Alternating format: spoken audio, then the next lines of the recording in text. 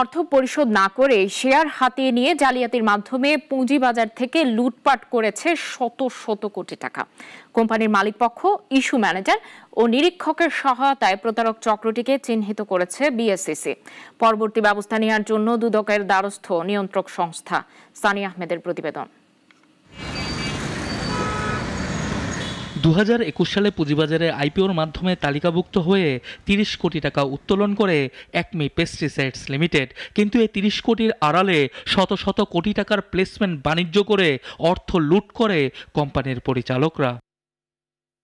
কোম্পানির ব্যবস্থাপনা পরিচালক রেজাউর রহমান সিনহা সহ 4 পরিচালক ও 16 জন প্লেসমেন্ট শেয়ার হোল্ডার কোনো প্রকার অর্থ পরিশোধ না করেই হাতিয়ে নিয়েছেন বিপুল পরিমাণ শেয়ার।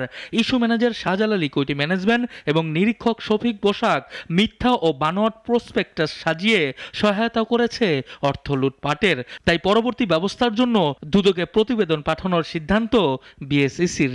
একমি পেস্টিসাইড লিমিটেডের 4 জন পরিচালনা পর্ষদের যারা সদস্য অর্থাৎ পরিচালক, ম্যানেজিং ডিরেক্টর সহ এবং এই 16 জন ব্যক্তি বা প্রতিষ্ঠান তারা প্রাইভেট প্লেসমেন্ট হোল্ডার ছিল। তাদের বিরুদ্ধে ব্যবস্থা নেওয়ার জন্য অনুসন্ধান ও তদন্ত কমিটির প্রতিবেদনটা দুদকে প্রেরণের সিদ্ধান্ত গ্রহণ করা হয়েছে।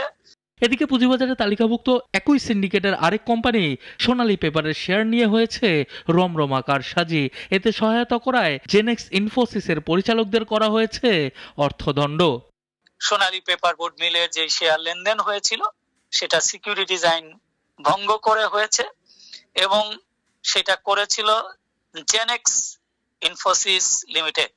অর্থদণ্ড করেছে প্রত্যেককে 1,03,00,000 টাকা করে জরিমানা 9 জনের প্রত্যেককেই দিতে হবে।